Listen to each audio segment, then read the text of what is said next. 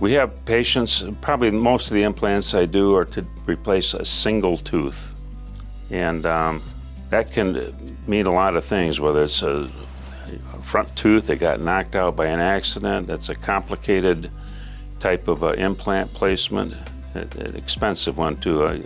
We have to make sure the bone's adequate. We have to sometimes graft gum tissue on because we want them to look perfect in the front. That's a different animal than the regular ones that we do. And for price, that one is about $6,000 for one tooth. Wow, you might think, and yeah, I think so too. But if you want it to look like you never lost a tooth, that's what's necessary for that situation. Conversely, a missing tooth and a narrow arch with not a lot of chewing force is a prime candidate for the mini implant. Now we're talking somewhere around $2,800. Big difference.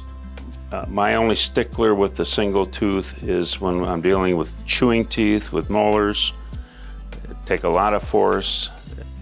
I don't think the small diameter, the mini implant, is a good candidate for that situation. So I do the conventionals there 90% of the time. And those run right around $4,200 a tooth. More expensive, more healing time, but nonetheless, again, you want to do it right, you don't want to have to do it over.